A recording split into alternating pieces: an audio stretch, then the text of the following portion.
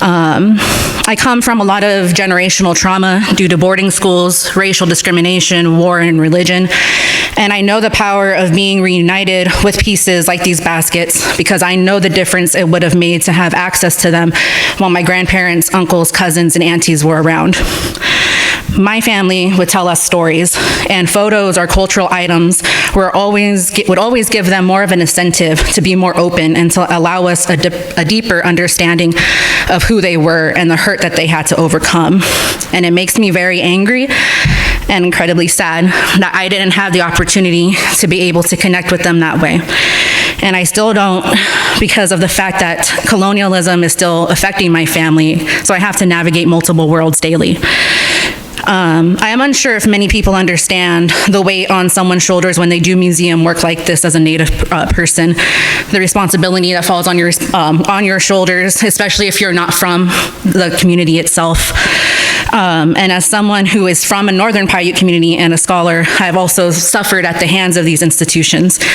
So having to navigate colonial trauma as well as institutional trauma led me to channel my hurt and anger into creating exhibitions that are based on historical truth, that place Indigenous perspectives first, and that challenge you to not simply view our pieces, at least the historical items in museum collections, as only art. I want you to understand why such items are here, their continued importance to the community, and the breadth of knowledge that exists with these pieces if we stop viewing them through a Western colonial gaze. To tell a story of continuity, I had to point out the hypocrisies used by Emil Steffa in his manuscript and reclaim the narrative by placing an Indigenous perspective on his writings and analysis. Steffa believed Indigenous people, including the Cahuilla, to be a part of a dying and primitive race, and that these pieces needed to be saved so that the public could remember the original people. Settlers like Steffa have often overlooked Indigenous people's agency, specifically Native women's agency. And so given what I know and the other experiences I have had in other communities doing this work, I asked myself, what if the creators of these baskets knew that their descendants would return for them? People often underestimate our love for our people too, our histories that was taken and that has yet to be born. So this exhibition is a story of the place, the land that you occupy here at Pomona College, which has played a role in harming Native communities and appropriating parts of our culture, and how it has a collective responsibility to work through those legacies so that we can begin to create a world where we actually are proud of and where we want our children to grow up in. Specifically here, there is a problem with maintaining and retaining Native faculty and students, and so this is a reflection and of what the institution has done and how far it needs to go. You also see the land, environment, and natural resources that remain important to Cahuilla people, and you see the enduring love of their ancestors of all their generations. You learn about the Cahuilla women like Donna Largo, who have been advocating for access to baskets since 1994, and without whom I would not be able to curate this exhibition today. You read poetry by the divine Emily Clarke, whose words honor the weavers she comes from with love and ferocity. Emily also creatively shouts out the work of her father, Gerald, and his creation of aluminum can baskets, one of which he created specifically for this exhibition. There's something wonderful about seeing how these two individuals, daughter and father, engage with their distinct artistic styles regarding the same subject matter. And the reason I included them in this exhibition is because they are both bold, honest, empowering, and here with us tonight. So without further ado, that's all I wanted to say. I'm going to read their bios, and then Emily is going to open us up with her poem that's featured in the exhibition. So let me find it because I think I lost their bios actually. This is what happens when you work from your phone, everybody. Kidding, got it. Do I have it? Oh yes, okay. Gerald Clarke is an enrolled member of the Cahuilla Band Indians and lives on the Cahuilla Indian Reservation. When not creating artwork or serving as assistant professor of ethnic studies at the University of California, Riverside, Gerald oversees the Clarke family cattle ranch and remains heavily involved in Cahuilla culture. He is a frequent lecturer, speaking about Native art, culture, and issues. He serves on the Cahuilla Tribal Council and works on issues affecting the tribe. When he isn't working and doing all of those amazing things, Clarke participates in bird singing, a traditional form of singing that tells the cosmology of the Cahuilla people. Emily Clarke is a Cahuilla Native American poet, beat artist, activist, and traditional bird dancer. Emily recently served as the 2022-23 Grattan Roundhouse intern for Heyday Books and News from Native California.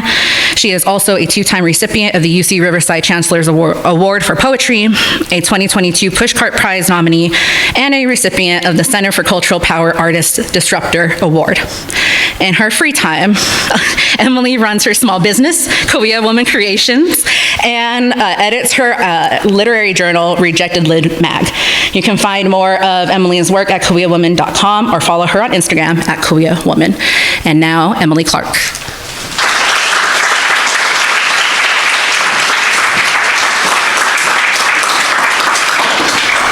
Hi, can everyone hear me? Yes? Okay. So I think the plan is to read the poem and then talk a little bit about my process writing it. So I'll start with it. It's called From Beneath the Oak Trees. Laughter, language, lips wrapped around spines, splitting each juncus sprig into threes. My ancestors are weavers, artists, storytellers, women whose baskets carry acorns and water and the babies on their backs, whose baskets carry our people, even empty, even now. Baskets as currency, baskets as authentication, baskets inside glass boxes or gathering dust on the white collector's shelf. Is it our fault for forgetting what was stolen? There is juncus drying on the dash of my car, and my people see basket patterns in the pop cans scattered across our res, in the beads spilt on our desks, and our gathering patch is green again after all this rain.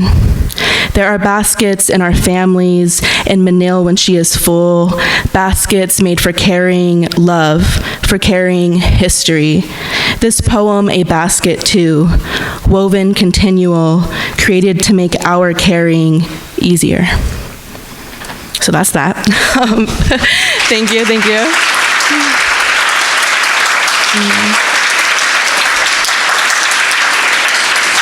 Thank you. So I know we want to talk a little bit about the process. I think the process for me writing this piece was a lot different than normally what I would go through as a writer, because I came into it knowing that there were things I needed to include and things I should include to take space in this exhibition that's so significant.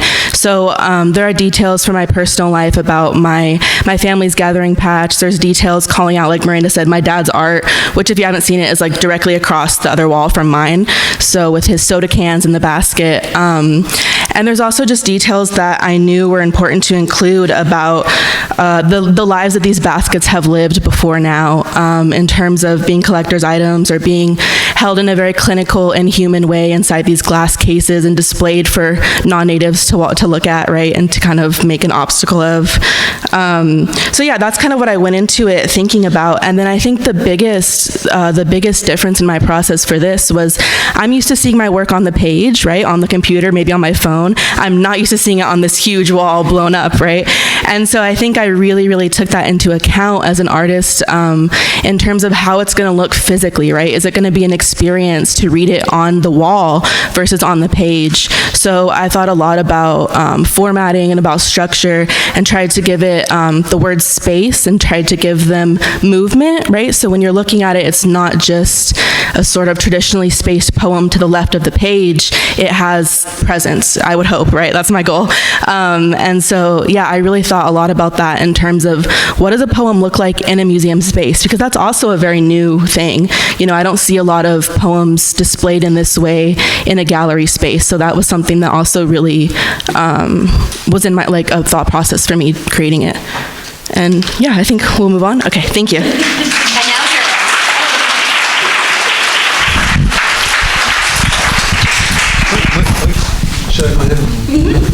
Hello, everybody. Glad you all are here. Happy I'm here. Kind of blown away by the turnout tonight and Emily's words. So just show of hands, how many of you have seen the exhibit already? Okay, so yeah, about a third of you. Okay, So my contribution, I'm not a basket weaver. Historically, for the Cahuilla, basketry was a gendered art, so it was primarily the women in our community, right? Now, sometimes when I say that in my classes, the women in my class kind of fold their arms and look at me kind of angrily, right? But it's because they're projecting the dominant culture upon what I'm talking about, right? So we didn't have that hierarchy, these gender roles. You take the hierarchy, you lay it on the side, it's like a spectrum, right? A spectrum of participation and experience, and not one's more important than the others. So, but I wanted to, California Union basketry is a major art form internationally that we're known for throughout, the world. And I wanted to use, as a sculptor, as an artist, I wanted to use my art to pay homage, to the basketry tradition. And so way back about 20 years ago, actually, I started doing these can baskets. And the one you see here it's made up of 668 crushed aluminum soda cans and beer cans. And I was just, I was at the house, and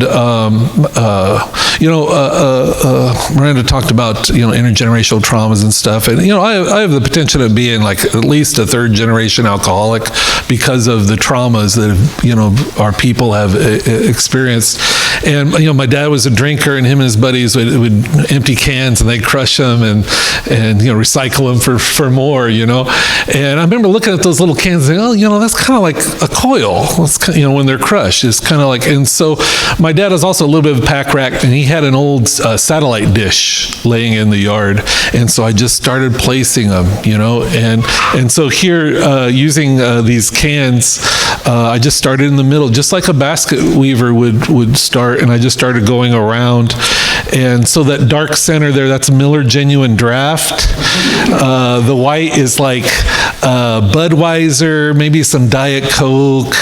The red is like Coke or Sam's Choice Cola, because I'm poor. And then actually, you see a little bit of gold around the four edges there. By the time I finally got to the outside, Miller Genuine Draft changed their cans, and they were gold. So I was like, oh, okay, so I did that way, right? So it's a little adaptation, I guess you'd say. But the thing is this: why cans, right? Well, my family, I just mentioned alcoholism is something that's impacted my community, right? And tribal communities across this country for the last century or more, right?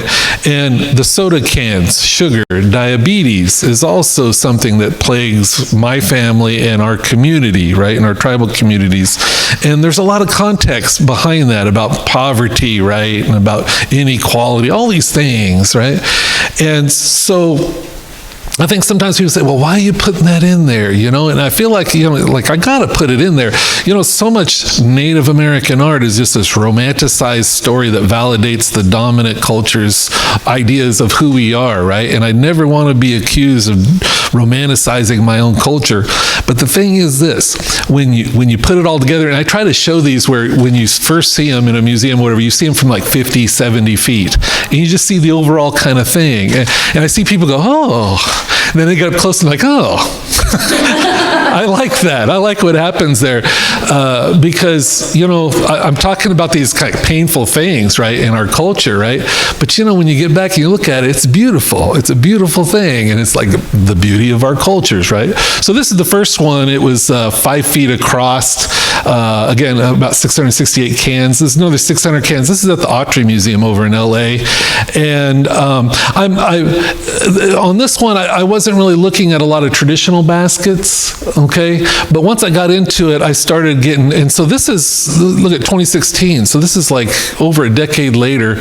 And I started looking at basket designs and looking at, it goes from the 4-pointed star here to a 5-pointed star, which is actually what you see more of in a lot of the traditional baskets.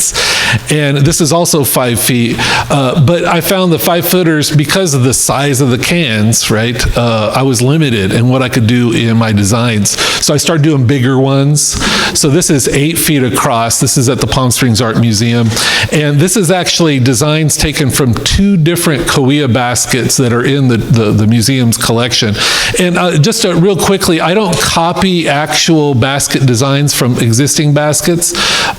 We all, today, 2024, we all understand cultural appropriation, right? One thing that we don't talk about is the fact that I am very concerned with not appropriating from my own culture.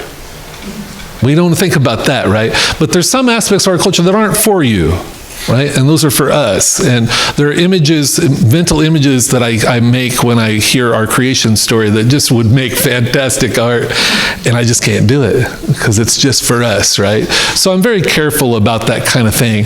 The problem with doing these big things is you can't really see them unless you're like 50, 70 feet away. So here I am in my studio trying to get some distance so I can see the pattern. You can't really see the pattern up close, you know. And I should point, my studio is on the res, and a cousin of mine was telling me that, like, when they drive by my house, her kids lean out the window in the reservation road, and like, what kind of crazy thing is he doing now, you know? And I love that, because I wish, you know, artists have done a really good job of like mystifying what we do. It's work, it's creative work, you know. I want them kids to see that process, you know. It's like pulling back the curtain a bit, you know. And so that one was a oval one, and this was the first time I'd done, it's 10 feet across, and this is an oval one that I also did a mural to accompany. And so there's me working on the mural, there's the cans, and I have these rattles. Meranda mentioned the bird singing, so I have these painted rattle designs. And then this is like the newest one, one of the newest ones that I did this past summer. It's 10 feet across, and it's over, yeah, it's like 1,800 cans or more. Yeah, a lot of cans. And that's just a shot in my studio, and it hasn't even actually been installed yet, so it's still waiting to be installed. And again, my idea is I don't copy things. I just use colored markers, and I just kind of sketch out some ideas or whatever. And for those of you who've seen the exhibit already, this is the sketch that I did for the design for the Benton piece here. And when you compare the sketch to the actual thing, pretty close. One of the big myths about making art is you get an idea and you do it. And if you're doing that, you're not making very good art, to be honest with you. And so the whole time I'm doing this, this took me about a month and a half to create.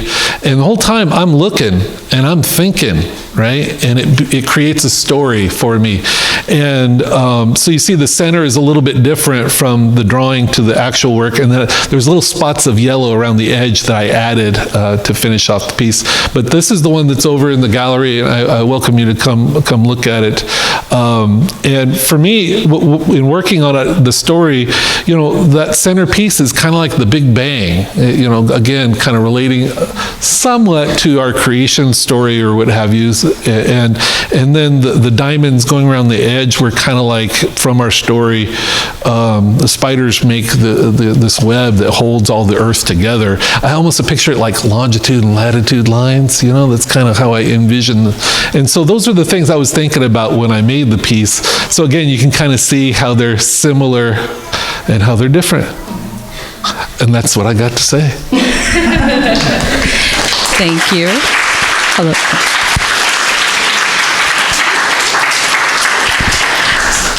Gerald, I was wondering if you could talk a little bit about what viewing the collection here was like for you as an artist and as a community member, and the way that it impacted your creation of this piece. Well, we've been coming here for like 2 years, right? 2 years, the Benton has allowed tribal people to come in and visit with the baskets, and with no, as Emily pointed out, no glass case over it, anything like that. And some members sang songs to the basket. And I can't tell you how fundamentally different this is in terms of museum practices to allow tribes to come and see their things. And recently Biden, right, put out that regulation that the museums have to begin to ask permission. And all that's going to do, I think the knee-jerk reaction is, oh my God, the Indians are going to take everything away from us, right? But what's really going to happen is we're going to start seeing really educated, informative displays that are tribally based, right? You know, my belief is the average American wants to know the truth, but you don't know where to find it. And by allowing tribes a say in how things are displayed, I think is extremely important. And the other thing is there's something that the dominant culture has taught us that is really not tribal, and it's this idea of inanimate objects. Do you understand those don't exist? There's no such thing as an inanimate object.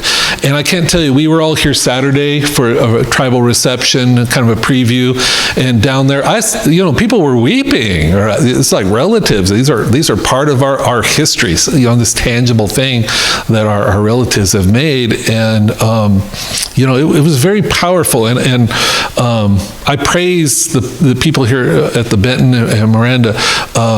As an artist, I found a lot of times curators have no courage to try something different, to try something new. And part of the reason is because they work for board of directors that are very traditional, who are not into challenging, social norms or museum practices. And I appreciate what the Benton's done and Miranda's done, because this shows some courage. So when you go in the gallery, no glass cases, right? I mean, those things are alive and they're breathing. They're right there in front of us. Thank you, Gerald. Emily, how do you feel when you walk into a museum and you see your cultural items behind glass cases, and does that influence your writing at all? Yeah, so thinking about my dad's response as well, I didn't come see the collection until Saturday, I think, when the opening was for the Cahuilla people, and so I saw this collection the same day I saw my poem on the wall. I didn't see any of it, right? So I walked into the room and it has this crazy presence. I hope you all will feel it as well, but especially as Cahuilla people, it has just this energy, the baskets and the entire exhibition. And I don't think that happens when they're enclosed in cases, or when they're kind of more on display than they are in the center of the experience, if that makes sense. And so, I don't know if I've considered it affecting my art and my writing, but now I feel like seeing these things in conversation, there's no way it doesn't, right? And so, it's what my dad said, this space is drastically different than anything I've ever experienced, not just as an artist, as a poet, but as a Cahuilla person, seeing these cultural items. So it's definitely a presence that wouldn't normally be available to the public and to Cahuilla people especially as well. And how do you both influence each other, if at all? I think I was thinking about this. I think our work is very, very similar. I don't think it's different at all. And how could it be really, right? The differences are in the medium, but I think our subject matter, especially our tone, I think we use humor, and different. We're both kind of multimedia. I do beadwork as well. We're both bird singers, bird dancers, so it intersects a lot.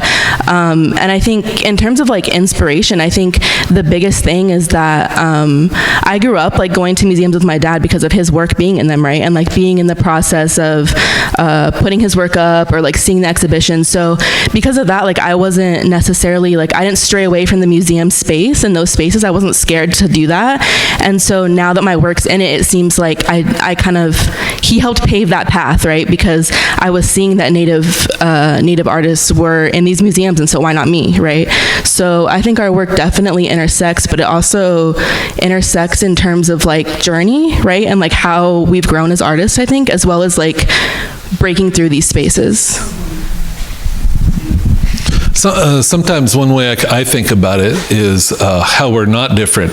Sometimes she says stuff in her poems, I'm like, oh shit, did she just say that? She has a strength, an inner strength about her in her work that I just my generation grew up where we could disagree about stuff, but we kept quiet about it, whereas her generation much more vocal about calling things out, So I recognize that difference between us. But yeah, what we do, I think along the same lines, and we always talk, well, what did you think about that? No, it's kind of interesting, and it's really nice to have somebody to talk about. It's hard to make art in a vacuum, and so I certainly appreciate that. But also, words are not my medium, beer cans and oil paint and lumber and stuff. stuff, that's my medium, and so I'm always impressed with how well she can mold words and express things that maybe things that I even thought, but I had no way of being able to do that. So it's really a treat for me to be able for us to talk together. This is really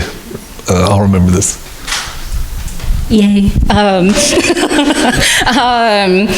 My head is all over the place. I'm sorry about that. So I'm like absorbing all of this information, and I'm also thinking about the exhibition, because what Gerald said is a lot of people are curators and aren't courageous.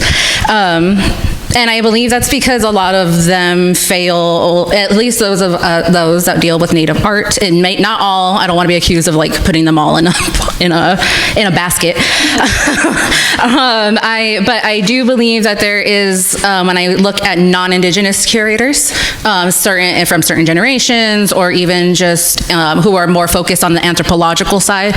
One thing that was very hard to navigate here is it's a collection in an art museum, but was collected under anthropological reasons, and to curate something. And so I'm very lucky that I've been able to dabble in all of these little disciplines. But what is it? Like, what am I supposed to do here? Because in natural history museums, you're supposed to do something completely different than in art museums. But the subject matter is still anthropological. And so it was very important for me to take those labels off. And so I'm thinking, what are some other things that you want people to know about the Cahuilla Band of Indians that they don't know that's included in this show? Because there's not a lot of historical information, it's just based off of the manuscript. And so I'm wondering if you're thinking through, is there things that you as Cahuilla people think is important that people should take into account? No hard questions, I'm sorry. So I teach at UCR, and I'm in the humanities, and my classes are kind of bizarre because I'm trying to teach my students that the Indians are people. Simple as that, right? Because stereotypes have robbed us of our humanity. And in general, I think the humanities in academia today have this little brother kind of syndrome when it comes to the sciences. STEM, we say, right? And what's the result has been that, the humanities, we've sucked the humanity out of humanities. That's bizarre, but that's what's happened. And so I work really hard to infuse my classes with humanity. And I think, when I went to college by accident, by the way. I was not college material. And my friends, when they found out I was majoring in art, they said, "Oh, what are you taking? Basket weaving?" And it's the way, as your friends cut you down, right? And that just shows a fundamental kind of misunderstanding of what baskets are. Our basket makers were botanists. They knew the plants intimately, how they grew, how to propagate them, how to prune them, all these things, right? Then they bring those materials home, they become artists, and they treat those materials in a certain way and combine them in a way. And then the designs, which refer to our cosmology, right? So they become philosophers and spiritual people. And so there's so much in these baskets. They're not just baskets, right? They're our history and our belief system. And I think that's what I would like people to really feel. Don't think too much, please. The brain, you can use your brain to justify anything and to break it down into its component parts. And when you do that, you miss the soul of the piece. So when you go in that gallery, use your heart, right? I don't know exactly how to answer your question, but I think in terms of adding to the exhibition, I would hope that when the general public are here viewing it, that there's also Native people here, right? And on Saturday when we had the Cahuilla tribal opening, and everybody was in the museum and looking around, and me, my dad, Meranda, and a few other of the Native people were sitting outside just talking, eating, laughing for a long time, and people were come in. We're no, we're fine.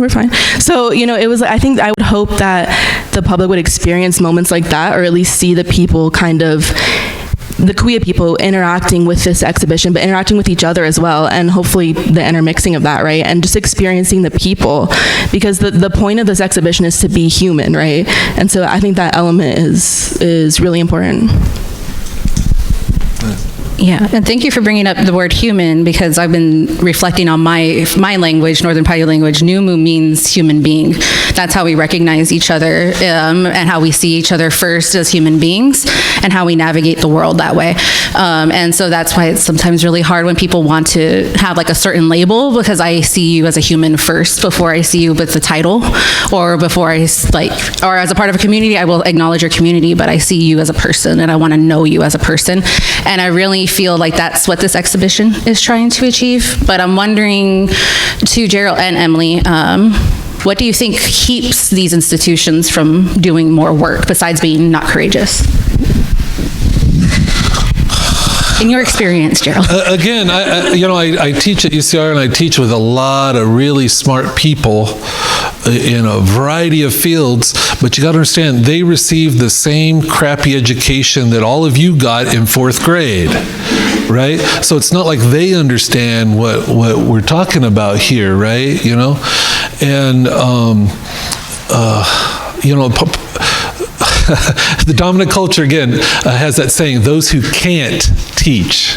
And that is, again, that's such a non-indigenous way of thinking about things. In our creation story, the twin creators get in an argument over who has knowledge, and it's because teaching is a sacred thing. That's why I'm there doing it, And, but we all...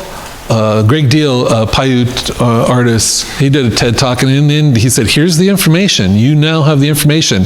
Now it's up to you to do something with it, right? So when you experience this, and it's not just natives, right? All communities of color, all cultures, right? They're all unique, and it's up to each. We each have a responsibility to understand that they're unique, and to allow them the space to be who they are, and not try to force them into the round peg into the square hole kind of thing. I think what keeps a lot of these institutions from forging those relationships is just a little bit what you said about being courageous, but just that's how things have been, so they're not going to change it now, you know what I mean? And maybe they don't see the benefit enough to do that work that it takes. It's a lot of work. I'm sure Meranda can attest to that. But so I think that's definitely an aspect, but then at the same time, as Native people, we're not used to being in these spaces either, right? We're not invited to these spaces. We're not a part of these spaces. So we're also not really coming out here to do this stuff unless we're invited, right? And so it takes work both ways, I think, and it takes a certain level of feeling welcomed in these institutions that we haven't had in the past, and that weighs on the shoulders of these institutions now. Can I add? So I had a big retrospective in 2020 at the Palm Springs Art Museum, and it was time to get ready for the opening.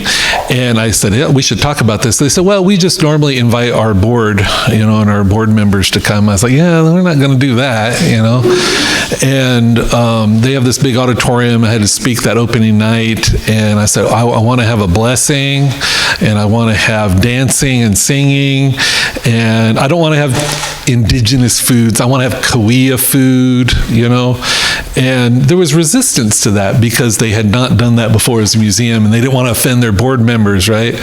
And in the end, we did all those things, and there was like probably 150, 200 Indian people who were there who lived in the area and really didn't go to that museum ever, because it's like what Emily's saying, that wasn't our space, right? So never mind the exhibit, the opening was really powerful, I think. We talk a lot about indigenizing these spaces, but what does that really mean, right? And so that was a good experience. And in the end, those board members that they were worried about, they thought that was just like the greatest thing. This is so cool, Gerald, they would say, And that's where we underestimate. We underestimate what people are willing to experience. In fact, it's that unique experience, I think, that authentic experiences, right? That people, especially today, I don't know, Twister 2's coming out. There's no, where's the authenticity, right? And so I think people today are hungry for that. Yeah. And I was really quickly just thinking of, Emily, how does beadwork play a role in your work? Like, what is, because as a Native woman, my earrings are my life, and especially I'm not wearing beaded ones tonight, but especially my beaded earrings, and there's something that a lot of Indigenous women and some men will wear, as a sign of honor, and to we like to look good. Native people like to look good. It's just a fact, I think. And like basketry and and as a beaded artist, they're different mediums, but there's many similarities that go into that, and I was just wondering if you could touch on that a little bit. Yeah, especially like looking at these baskets and looking at my dad's art as well. Like when I look at that, I see beads, 100%, right? Yeah. And he looked at baskets and saw that, right? So it's kind of this like lineation almost of where basketry is kind of moving into other arts as well, or at least inspiring those arts. And I think it definitely, I feel like I was really inspired by beading. I've only been beading since I was like 19, maybe, like in 2019 I think I started, and I think that like I really took to it and I really enjoyed it a lot, and I wonder if that comes from just this like historical ancestral past of creating things with your hands, right, and weaving, and so in terms of how it affects my poetry, I think poetry is such like I don't think it should be, but it's such a like in your head art form, right? Mm-hmm. And so I think like beadwork is a great outlet for me in terms of just like physically moving my hands, turning my brain off, being able to create something that's like physical, right? And so I think that relates to basketry as well, in terms of just the actual creation of something.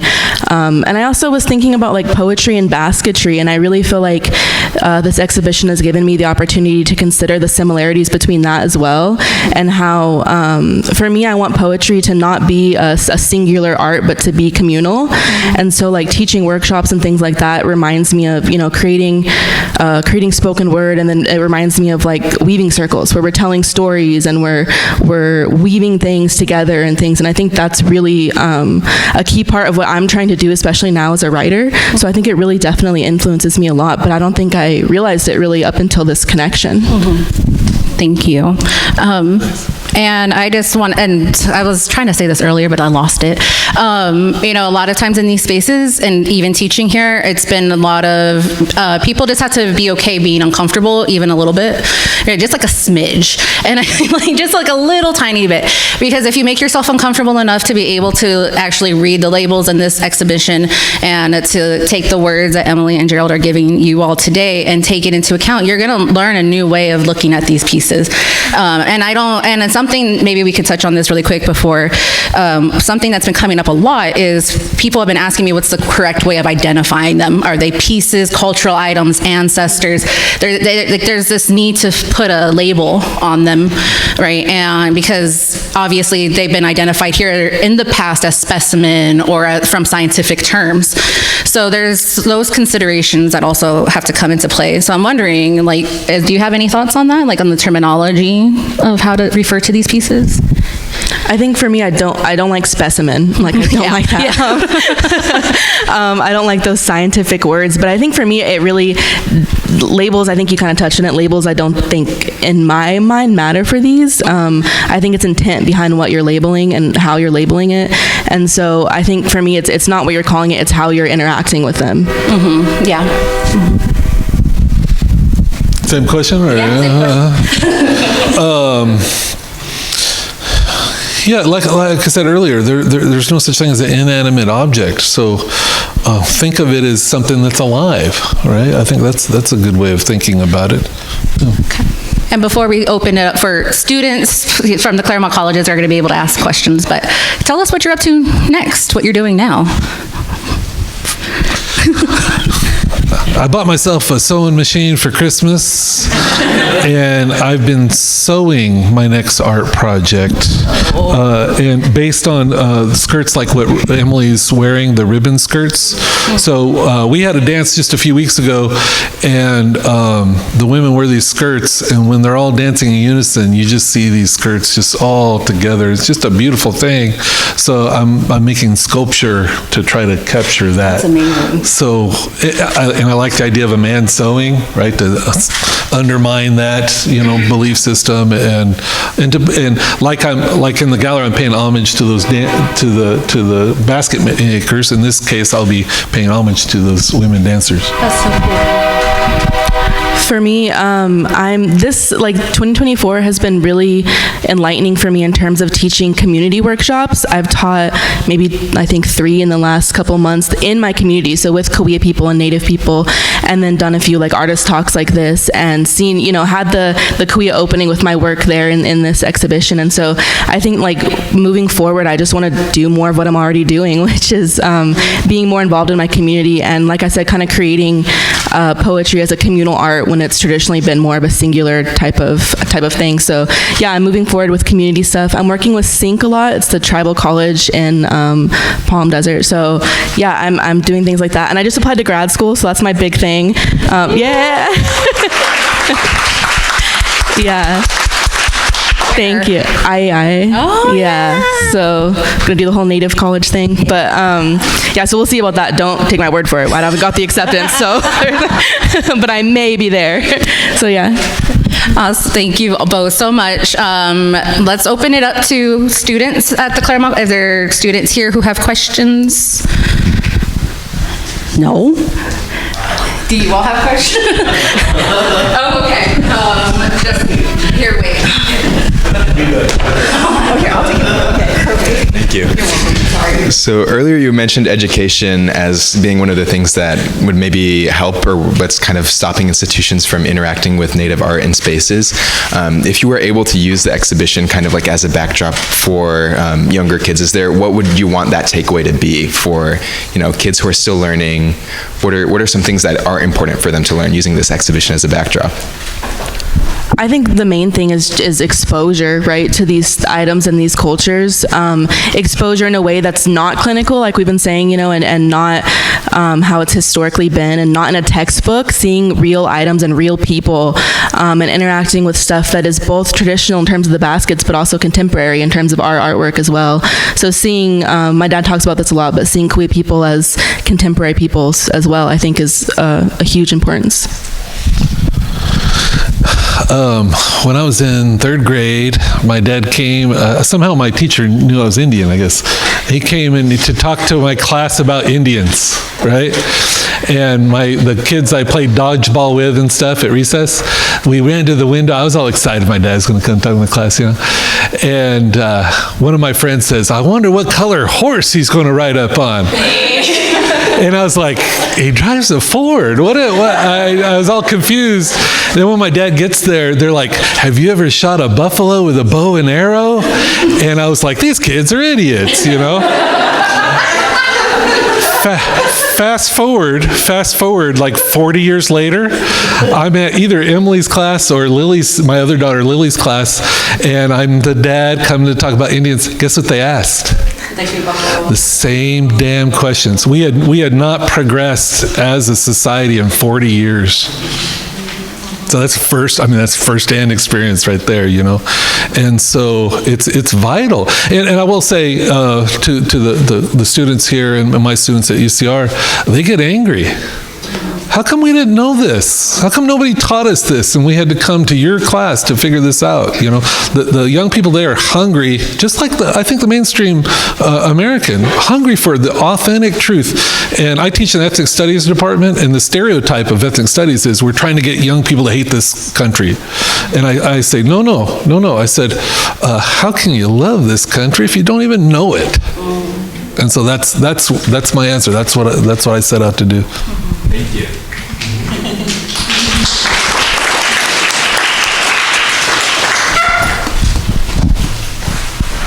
Hi, thank you so much for being with us. I can't tell you how powerful this talk was. I've worked at the museum for the last 2 years in the Native American Collection Studies Center, and literally we show 3rd graders a picture of your art, comparing it to like traditional versus contemporary art. So it's an honor to have you here, and so excited that people get to see your art and that we get to see this show.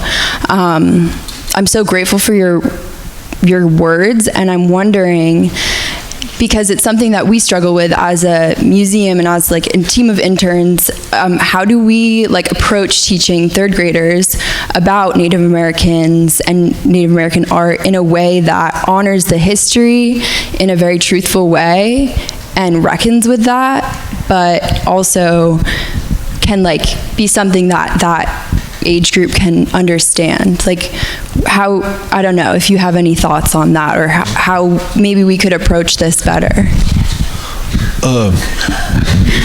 Kids are not idiots. You know, we think we need to shield them from the truth of this country's history and the genocide that occurred.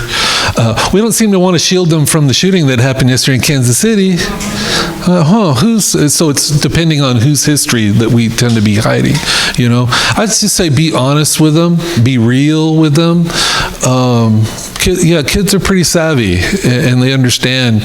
And you do that now, you plant that seed now, and then, well, maybe you work your way out of a job because they'll come and they'll already know, oh, this is the real thing. Right? So I think it's just be real with them, and you don't have to hide things from them. I think my biggest thing is just work with Native people. There's so many of us locally that work with kids already. Blossom's here, not to call her out, Blossom's out there. And she's amazing. She works with kids with native plants, basketry, and there's so many other people that I would recommend that I think just working with these Native people who are already teaching in their own communities that have experience working with kids and can come and lead activities and really give the actual history and the actual experience of being around Native people. I think you got to be a big kid yourself too, right? Keep wondering, keep learning, right? Yeah. I had a very brief stint as a museum education manager for 7 months, and it was about third grade. And I remember the thing that always was apparent when we would bring the third grade in is that they like to be outside. And how do you place land-based education, right, into, you can't start too early, like, so you get natural resources, you hire people like Blossom to understand, you know, their relationship to place and material, things that they can touch and things that they can, like, see themselves and point out to themselves. I'm really about trying to get people to understand land as a resource, or as a obviously resource, but there's so much education in the land already, and the kids already want to be out there, that it makes sense to just take some knowledge and put it out there already. Oh, yes. Here you go. I was just wondering, my name is Osiel. I was just wondering how you amassed your collection of aluminum cans. And I was also wondering, when you're both creating, are there certain smells in the room? Are you eating certain things? Are you listening to certain things? I'm really interested in what other artists do when they're creating. And also when you're both creating and these difficult feelings and emotions come up, how do you process those? Thank you. Oh, I don't want to hear from me. Dang, that was a good question. Nice. So when I'm in the studio, like, you know, these are, where is that? Yeah, there I am in my studio. It's a shop, that's what it is. And I'm just, the selfish thing for me in making art is, we mentioned already about this generational trauma, and I've got it, you know? And so being busy, working with my hands, creating things helps my mind. And so I like to make things. Typically, I crank up stoner rock from Palm Desert area, if you're familiar with the 90s stoner rock. So I crank that up and I just get to work. But I will say, too, that this heavy history that we're talking about, that's a weight that I carry tonight. It's a weight I carry into the studio. Some artists talk about self-expression. I ain't got time for that, right? I got an obligation, responsibility to my ancestors and that weight, right? And I would, one thing I failed to say earlier that's connected to your question, though, is those women who made those baskets that are on display, they weren't just sitting there all zenned out making the basket. They're like, girl, did you hear? And, you know, and stories are being told, right? And then also, well, you know, your great uncle, he was, you know, and then, but, you know, well, you know, and then Coyote, you understand? That's how culture perpetuates itself. So each one of those baskets is a story. It's a seed of our culture that gets planted generation after generation. How's that? Wait, how did you ask how you got the cans, right? Oh, how I got the cans. So I'm currently under dialysis. No.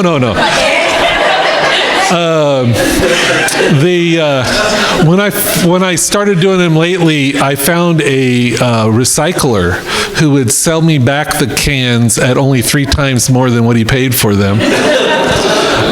And then I, to be honest with you, like 2,000 cans where I wash every one. So that's probably the longest part of the process is washing them all. And I stayed in my, we have a cattle ranch and I have farm animals and stuff. So a lot of times I'll pour out beer and then soak corn with it and feed it to my pigs and stuff like that, you know. So a variety of ways. And next time you're in a mini mart and you're in front of all those coolers, that's a palette. Think about all those colors. That's one way to think about it. So yeah, just come up with those sketches and then figure out what cans will fit and then just start in. Yeah. I don't think I have any specific rituals that I usually do when I'm, at least when I'm writing. I do think that I'm the type of writer who has to be not pushed to write, but like inspired, if that makes sense. I think my best work comes when I'm really pissed off or when I'm upset about something or when something, like maybe I'll write after tonight, right? After this moment. So like things of importance and things that anger me and, you know, like the weight my dad talks about, that's also there. And so I think that it makes me inclined to write, and then writing it helps me work through it, right? And so that's kind of a process that's continual. And sometimes it takes a few poems or endless, but it helps me get through that.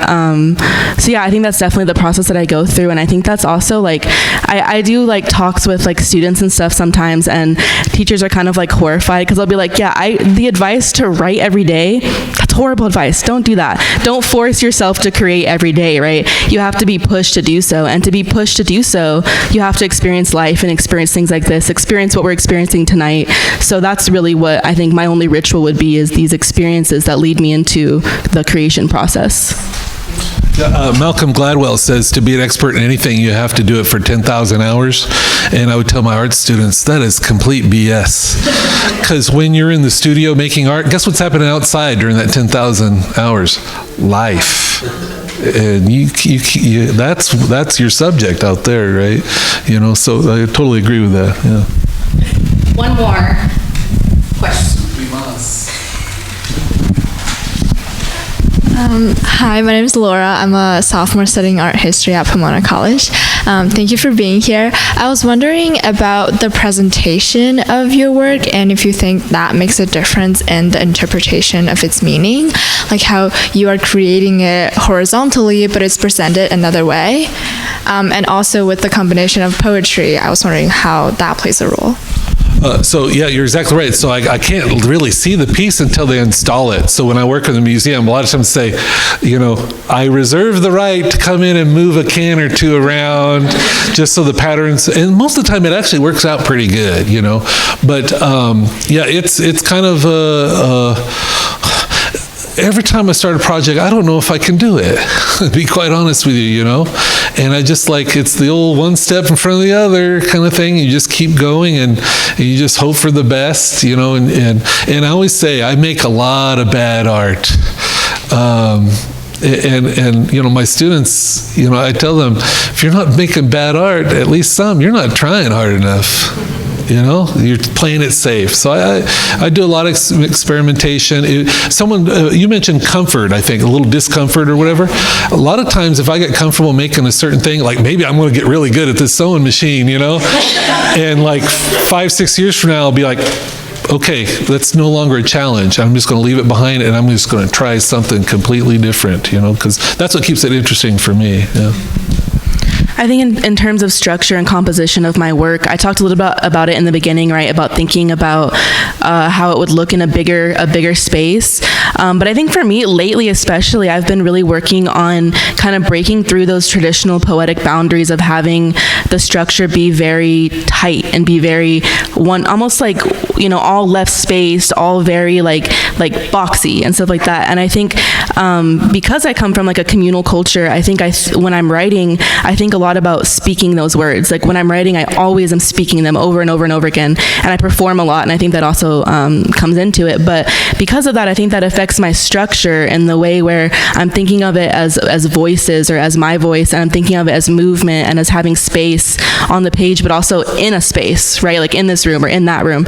And so I think that really affects the process lately in terms of structure, because a lot of the work I'm creating is kind of similar to what you're going to see in the museum in terms of formatting. And so those line breakings and kind of stepping away from what I learned in school, which was 100% valuable, and kind of creating something that is more true to my culture in a way, and how we're used to speaking to one another.